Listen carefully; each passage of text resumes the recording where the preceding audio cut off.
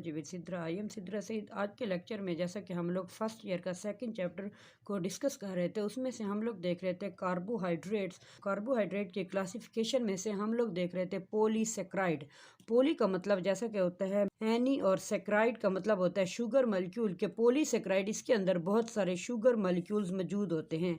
ये जो पॉलीसेक्राइड्स होते हैं, these are the most complex carbohydrates होते हैं। कार्बोहाइड्रेट्स की सारी टाइप्स में से जो हमें मोस्ट कॉम्प्लेक्स फॉर्म मिलती है कार्बोहाइड्रेट्स की, वो हैं polysaccharides. These polysaccharides are most abundant in nature. ये पॉलीसेक्राइड ऐसे हैं जो हमें नेचर में बहुत ज्यादा देखने को मिलते हैं, और ये polysaccharide usually in the branched form. ये जो पॉलीसेक्राइड्स होते हैं ये ब्रांच्ड फॉर्म के अंदर मौजूद होते हैं। These are the tasteless carbohydrates. ये ऐसे कार्बोहाइड्रेट्स होते हैं जिनका टेस्ट वगैरह कुछ नहीं होता, यानी कि फीके फीके होते हैं। These are the sparingly soluble in the water. कुछ इनमें से ऐसे शुगर मॉलिक्यूल होते हैं जो वाटर के अंदर सॉल्युबल होते हैं, और कुछ इनमें से ऐसे होते हैं जो वाटर के अंदर इनसॉल्युबल होते हैं। इनका मॉलिक्यूलर वेट बहुत ज़्यादा होता है, हाई मॉलिक्यूलर वेट रखते हैं।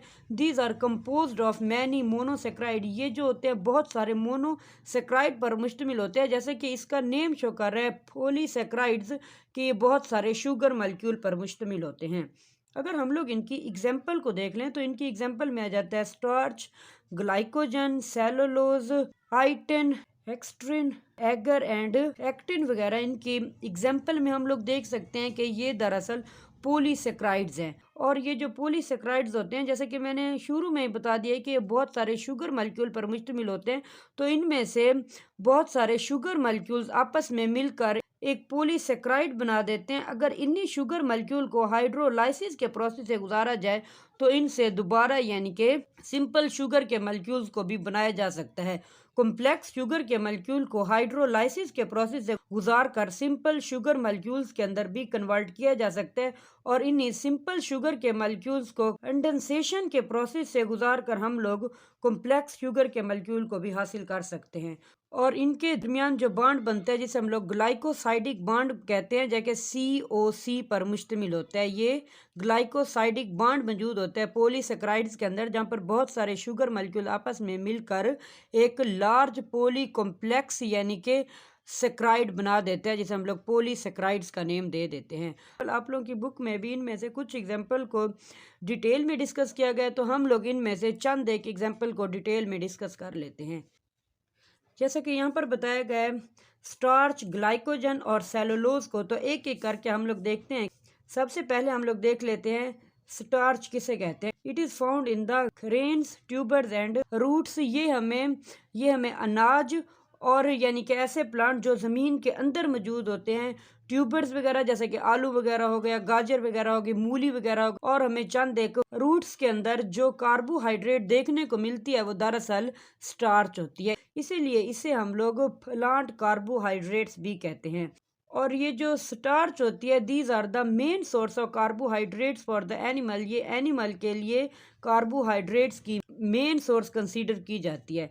अगर इसी स्टार्च को हाइड्रोलाइसिस के प्रोसेस से गुजारा जाए तो इससे काफ़ी सारे ग्लूकोज मॉलिक्यूल को हासिल किया जा सकता है, यानी कि वाटर की मौजूदगी में स्टार्च को ब्रेक डाउन किया जाता है, जिसके नतीजे में ग्लूकोज के मॉलिक्यूल्स हासिल होते हैं। स्टार्च को 2 टाइप्स के अंदर डिवाइड किया जाता है, अमाइलोज एंड अमाइलोपेक्टिन। तो सबसे पहले जो अमाइलोज को देख लेते हैं। अमाइलोज और अमाइलोपेक्टिन, ये शॉर्ट क्वेश्चन में भी अक्सर पूछी जाती है कि difference between the amylose and amylopectin. Amylose starch की वो टाइप होती है, this is the unbranched chain of glucose. ये ग्लूकोज की ऐसी चेन होती है जो कि अनब्रांच्ड होती है, और ये हॉट वाटर के अंदर स्पेरेंगली सॉल्युबल होती है। और जो अमाइलोपेक्टिन होती है, this is the branched chain of glucose. ये ग्लूकोज की ब्रांच्ड चेन होती है, और ये इनसॉल्युबल होती है in the hot and cold water के अंदर। ये इनसॉल्युबल होती है और ये सॉल्युबल होती है। और ये अमाइलोज अनब्रांच चेन होती है और अमाइलोपेक्टिन ब्रांच्ड चेन होती है ग्लूकोज की। तो ये शॉर्ट क्वेश्चन में भी पूछा जाता है और MCQs में भी पूछा जाता है। ये भी MCQs में आ सकता है कि इनमें से स्टार्च, ग्लाइकोजन और सेलुलोज में से कौन सी ऐसी टाइप है जिसे हम लोग प्लांट कार्बोहाइड्रेट्स का नाम देते हैं, तो आप लोग टिक करोगे स्टार्च के ऊपर। तो उसके बाद हम लोग देख लेते हैं ग्लाइकोजन को, ये फाउंड होती है in the liver and muscle cells के अंदर हमें ये देखने को मिलता है, यानी कि एनिमल्स के लीवर और मसल सेल्स के अंदर हमें जो कार्बोहाइड्रेट्स ज्यादातर देखने को मिलती है वो होती है ग्लाइकोजन।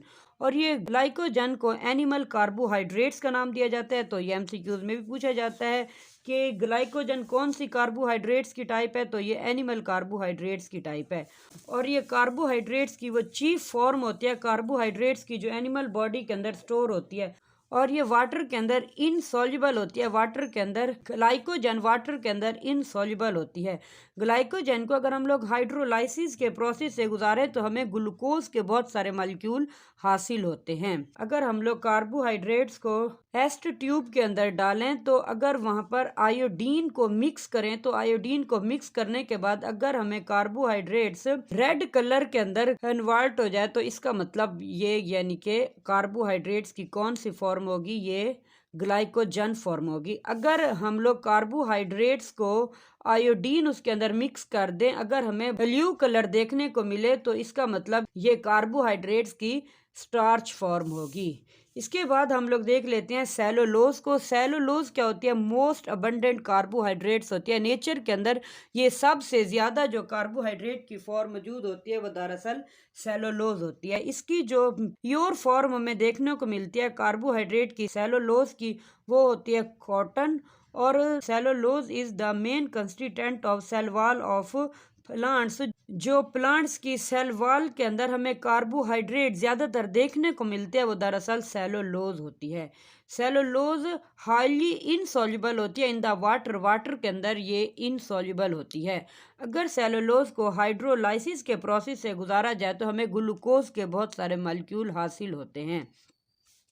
और इसकी ये बात होती है कि सेलुलोज ह्यूमन डाइजेस्टिव ट्रैक्ट के अंदर नॉट डाइजेस्टेड यानी कि डाइजेस्ट नहीं हो सकती, क्योंकि ये सिर्फ यानी कि उनके अंदर डाइजेस्टेड हो सकती है जो कि हर्बीवर्स होते हैं। हर्बीवर्स यानी कि ऐसे जो सिर्फ घास खोर होते हैं, जैसे कि खाएं बकरी भैंस वगैरह, यानी कि जो इस किस्म के एनिमल्स होते हैं जो कि घास खोर होते हैं, उनके अंदर ये सेलुलोज डाइजेस्ट हो जाती है। क्यों हो जाती है? क्योंकि उनकी डाइजेस्टिव ट्रैक्ट के अंदर कुछ माइक्रो ऑर्गेनिज्म मौजूद होते हैं जो कि सेलुलोज एंजाइम्स को सिक्रीट करते हैं, जो फिर हेल्प करती है in the digestion of the cellulose in the digestive tract of the herbivores. Herbivores की डाइजेस्टिव ट्रैक्ट के अंदर माइक्रो ऑर्गेनिजम्स की मौजूदगी की वजह से सेलुलोज एंजाइम सिक्रीट करते हैं, वो जिसकी वजह से सेलुलोज को डाइजेस्ट किया जाता है। वो कौन से माइक्रो ऑर्गेनिजम्स होते हैं जो कि हर्बीवर्स की डाइजेस्टिव ट्रैक्ट के अंदर मौजूद होते हैं? उनमें से बैक्टीरिया, यीस्ट एंड प्रोटोजोआ वगैरह मौजूद होते हैं। ये डाइजेस्टिव एंजाइम सिक्रीट करते हैं सेलुलोज नामी, जिसकी मदद से इसे डाइजेस्ट किया जाता है इन द हर्बीवर्स के अंदर ओनली। और ह्यूमंस के अंदर ये डाइजेस्टिव ट्रैक्ट के अंदर डाइजेस्ट नहीं हो सकती cellulose.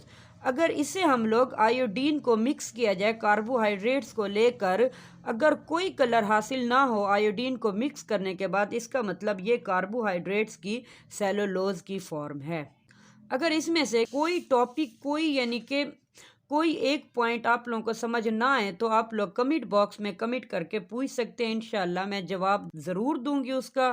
Thank you so much for watching my lecture. Next lecture के अंदर इंशाल्लाह हम लोग नेक्स्ट टॉपिक को डिटेल में डिस्कस करेंगे। अगर लेक्चर पसंद आए तो वीडियो को शेयर और लाइक और चैनल को सब्सक्राइब करते जाइएगा। अल्लाह हाफिज़।